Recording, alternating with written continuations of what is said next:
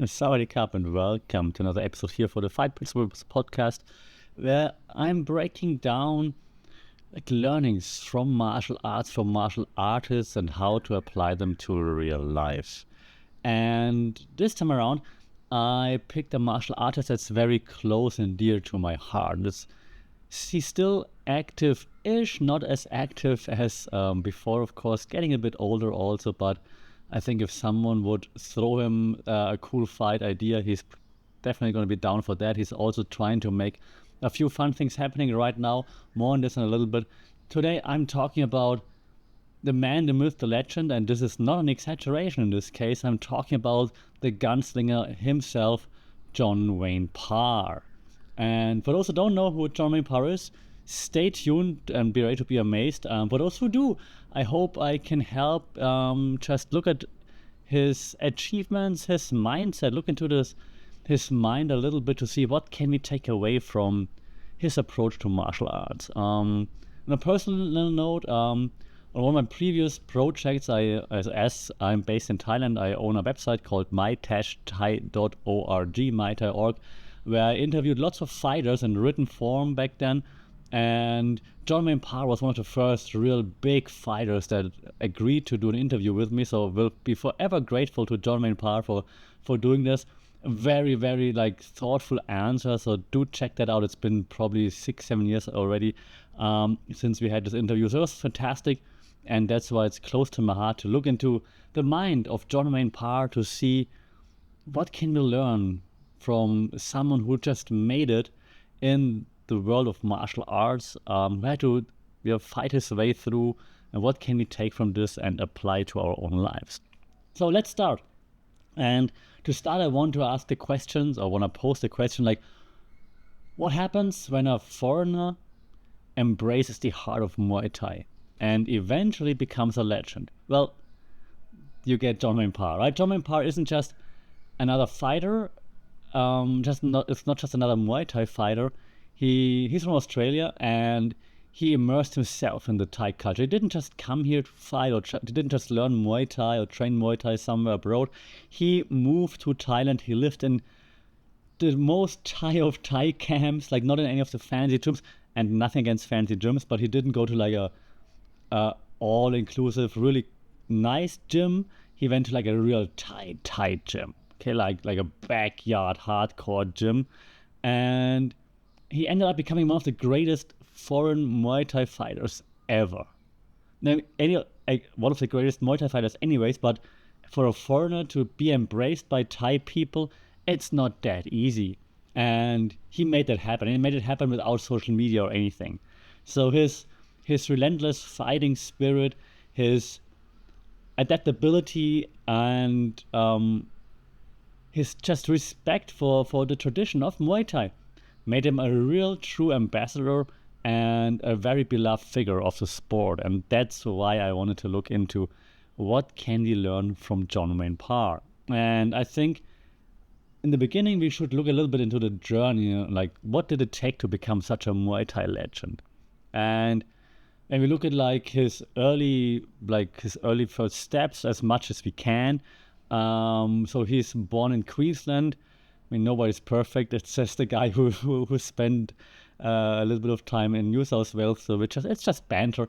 But yeah, so born in Queensland, started I think the Gold Coast, and he started with karate, according to the sources I found, before then transitioning into kickboxing, and eventually then he became fascinated with Muay Thai after watching Thai fighters, and then he always wanted to train and compete in Thailand, and he eventually made the move as a teenager to then move to Thailand, thanks to his also his sponsor. He still keeps mentioning to this day how grateful he is for having the chance. So that is also shows just how grateful he is, and he knows he shouldn't be taking this for granted. So that's amazing to see.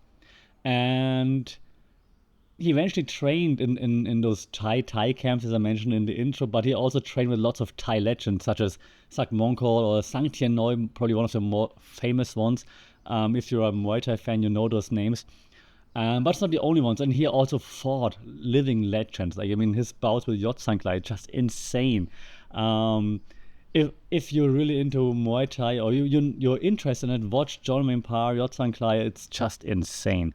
Um, and like I mentioned earlier, right? So he actually embraced living those hardcore Muay Thai camps, like sleeping on the mats, training twice daily, running at 6 a.m. in the morning, fighting in those local stadiums with like betting is like a real big thing where people like rich guys walk up to the ring in between rounds and like, hey man, look at me, I have 50,000 baht for you. If you knock the other guy out right now, you get 50,000 baht. Let's go. For example, right? He in our interview he talked about like how he got into like a fight here too, like how he got assaulted like with I think a chair to the head or something like this back in the day. So he wasn't just like coming here, staying in camps and being like all cozy. He really immersed himself in like the hardcore Thai way of life. And he still does to this day embrace the Thai culture traditions. In lots of his posts, he throws some Thai words in there, here and there, which is amazing. He always, or many times, uses like the Savadi Cup, like the welcome or thank you, goodbye, hello, the Thai way of saying that. It's amazing to see like how he still embraces the culture and cherishes the culture, and this earned him lots of respect, not only from foreigners who live here like me, but also from locals, despite being like this outsider, right? And he fought in the biggest stadiums. We have like two very, very big stadiums here in Thailand and Bangkok, which are Lumpini Stadium. Now there's a new Lumpini Stadium, which is not at the Lumpini area anymore, but the new Lumpini Stadium where one championship holds events right now, and then the Ratchadamnern Stadium, the oldest Muay Thai stadium in the world, downtown Bangkok, close to famous Khao San Road, and the Democracy Monument. And so that's right now you can see the RWS series there, for example. And those are the biggest stadiums. And he fought there, right? So he fought there and people embraced him, cheered him on. He also fought at the King's birthday tournament that we had back in the day on the former King's birthday. There was like a big event, big fights every year. He fought there as well, like with 100,000 people watching. Like it's insane. And he did all that and still remains like this very humble dude, very grateful, thankful, and it's just amazing to see. And the first key takeaway that I have from this intro chapter is, I think, that immersion and respect for culture. This can turn you from like an actual outsider into like a true part of the sport and society, if you will. And I think that's something we can take away for all aspects of life. If you, no matter where you go, who you are, having respect for others, respect for other cultures, other people's behavior, points of view, and being ready to immerse yourself a little bit, right? Not just thinking, oh, I keep doing the things the way I used to do, but actually being ready to be open-minded, embrace other things, other ways of life, other cultures, and just showing that you really want to learn and that you're really eager to understand other people and other people's points of view and ways of life can actually help you, make you a better person, a more open-minded person, and will endear you to strangers that otherwise might not talk to you, might not get to know you, maybe even because of cultural barriers or language barriers, such here in Thailand. The Thai language is quite difficult to master, especially from a Western point of view, I would say. So if you're showing the willingness, people will help you. And I think that's a big takeaway here, not just for Muay Thai or for moving to Thailand, but for general like life advice, if you want to call it like that. Something you can definitely take away here from John Wayne Parr.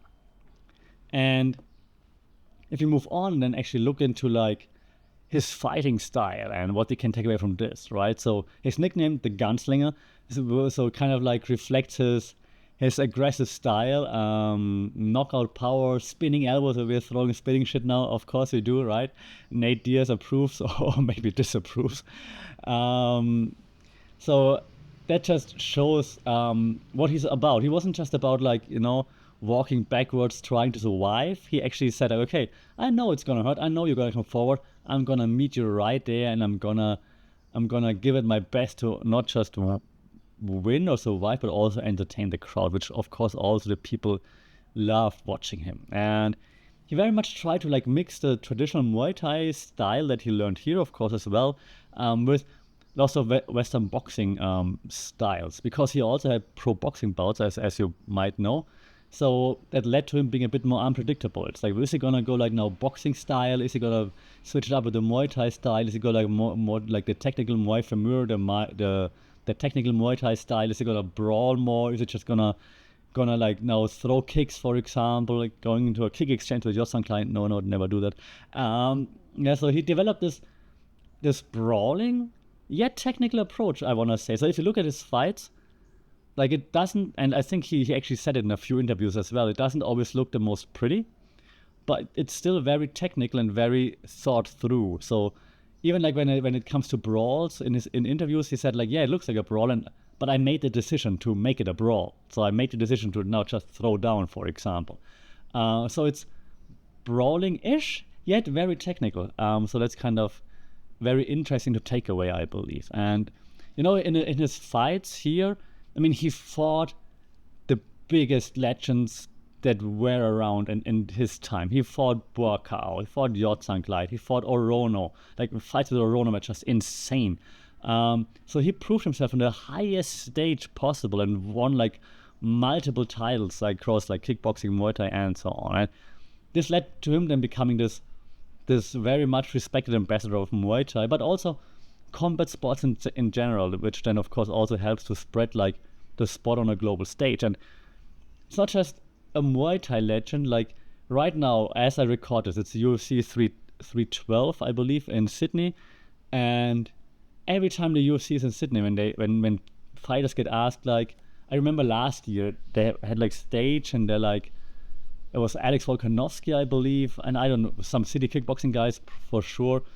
Mark Hunt, it must be a few years back when it was. Doesn't matter. So every time there's someone there, like UFC fighters, they always mention John Wayne Parr. Like, I think actually John Wayne Parr should be here on stage as well. I know there was like a thing like a bit ago, and the fans just keep singing his name, JWP. So it's just so cool to see that everybody still embraces him. And even though it hasn't been in the UFC and Muay Thai wasn't as big of a thing as it might be now, like just imagine John Wayne Parr coming up now.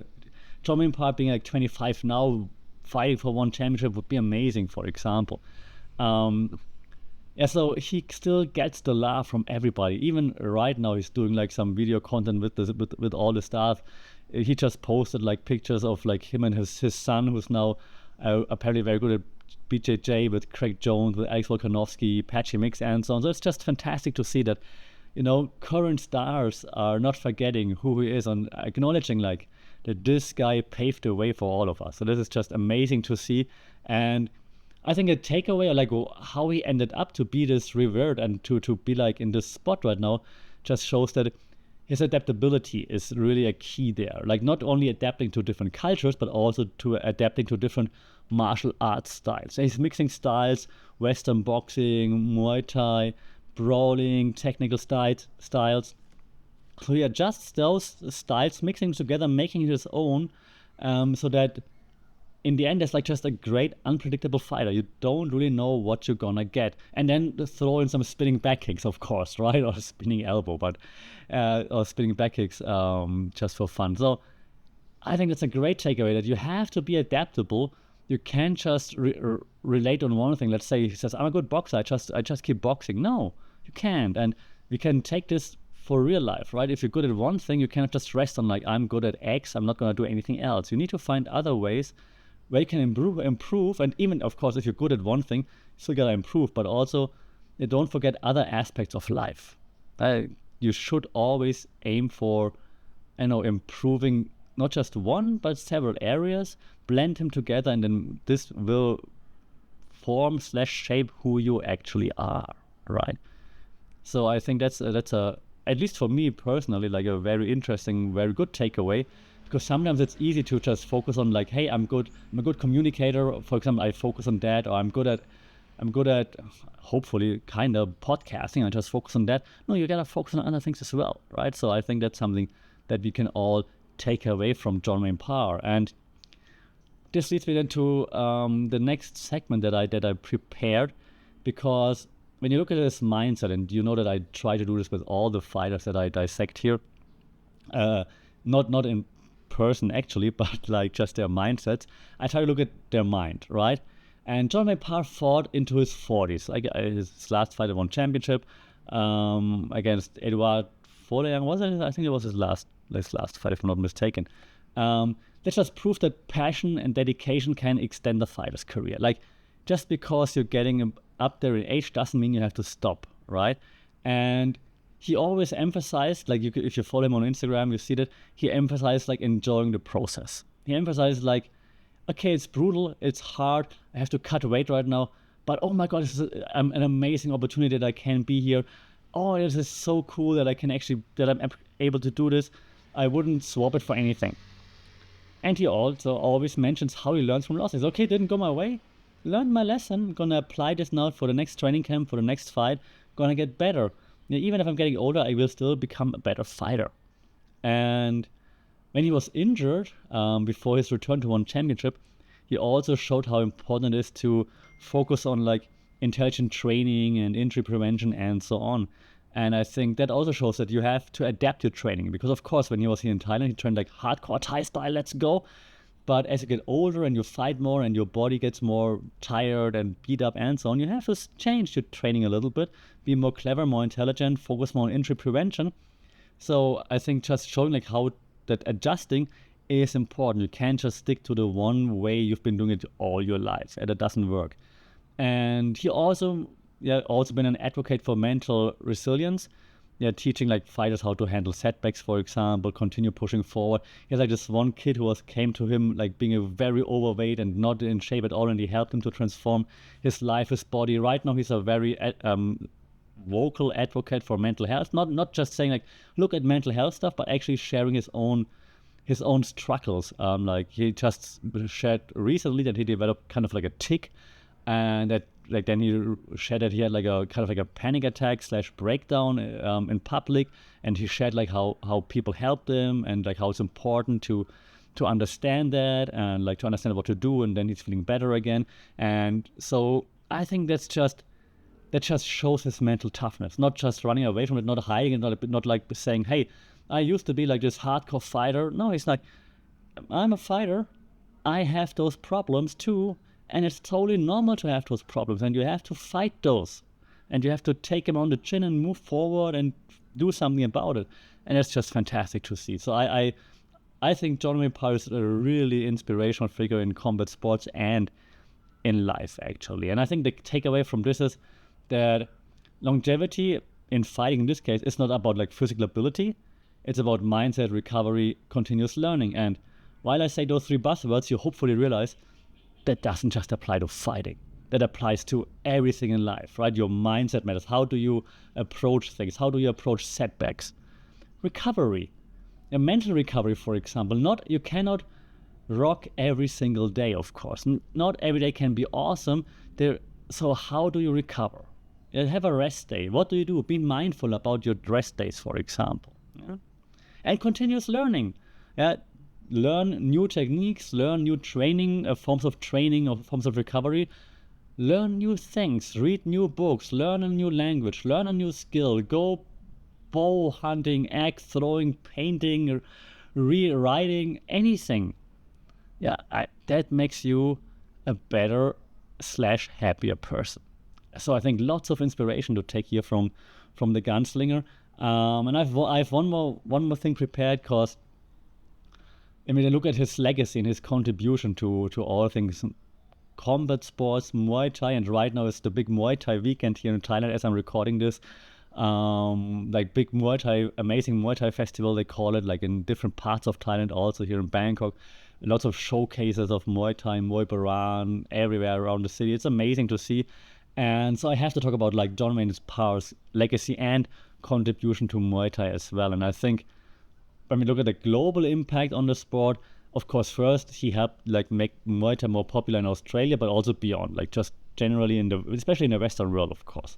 He runs his own gym, right? So he mentors the next generation of fighters. And I think someone like John Wayne Parr, who's not just about like, let's go hard, but actually has the Thai kind of mindset to enjoy the process, keep going, is just fantastic. And of course, he's also kind of like a media personality right now. I'm not sure if he wants to hear that, but I mean, he's doing interviews, he's writing books, all those things. So and he's great on social media. So he's promoting the sport, martial arts itself through social media, and that's just also amazing to see. He just did a very quick reel with Nina Drama.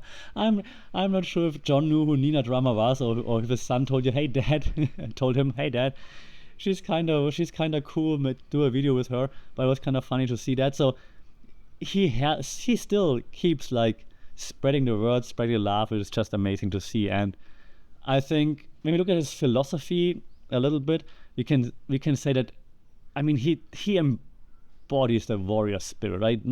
Not giving up, but also I've never seen John Wayne Parr not happy in interviews, like before, after fights. He's always smiling. So he embodies the joy of combat, of like enjoying the process, enjoying the martial art, and then just trying to see who's the better guy in that moment. There's no hate in him, it seems. He's just enjoying being a martial artist. And he also, I mean, he showed that foreigners can master Muay Thai by respecting traditions. Not by being like, hey, I know better, like, I'm just doing it like this. No, he's like, okay, I'm going to try to understand the tradition behind it. I will respect it. I will make it part of my game. And that's how he got great at it. And that's how he got the respect of everybody who's ever watched him. And lastly, he still continues to inspire fighters with I think lots of passion. Like every time you hear him speak, there's passion in his ideas. Even right now, when he had the idea for like this sparring league, he suggested like, hey, I want people to do Muay Thai sparring, maybe 30% power. Don't go for the knockout, but you still get points. And while you do that, you have to do trash talking, tell jokes. And he tagged Sanjay to be like one of the first people to do it with. And Sanjay was like, I'm in. So that just shows you his passion. And back in the day, 10 years ago, whatever, he came up with like caged Muay Thai, which is a big thing right now, right? 4-ounce glass Muay Thai in a cage. So you see the passion that he still has. He just did his first stand-up set, so he's got lots of humor, of course, and that all just shows that his dedication has never wavered. It's never gone away. It might even be bigger than ever. So that's just something incredibly inspiring, I think. So this tells you also legacy isn't just about wins. He lost his last fight in one championship, right? It's about what you give back to the sport, to his community, to people, society, and so on. And the same thing for life. It's not just about like having the best job, making the most money. It's about what you do with your life, how you treat other people. Do you give back to the community, and so on. I think one more time, we can learn just so much from John Wayne Parr. So to sum up all those things that I just mentioned, and to put a bow on this 20 minutes of just telling you how awesome I think John Wayne Parr is, because he is, I want to say learnings that we can have here, right? So respect the roots of martial arts in this case. In life, respect different cultures, respect different backgrounds, adapt and evolve, mix styles to create your own unique approach in life, learn different things, apply them to life, get better, don't just sit in your butt and do the same thing over and over and over again, and enjoy the process. Yeah, fighting is tough, but like passion keeps you going, and the same thing in life. Enjoy the process. Yeah, no matter what you're working on, the projects you're working on, things you want to get off the ground, it's going to be tough, but if you find the right passion, the passion will keep you going. Okay, so one more time to wrap it up, to end this episode. I think John Wayne Parr, he wasn't just a fighter. He's like a bridge between cultures, proving that respect and hard work can make you a legend anywhere. And I hope we all can learn something from his journey. Right, that was my take on John Wayne Parr's mindset. I can't wait to see what's next for him, but also for our podcast. If you have any requests, shout out in the comments, either on Spotify or on social media. It's always at Fight Principles anywhere. Until then, stay safe, take care, keep your guards up, and we'll talk soon. Chama! Sorry, Cup.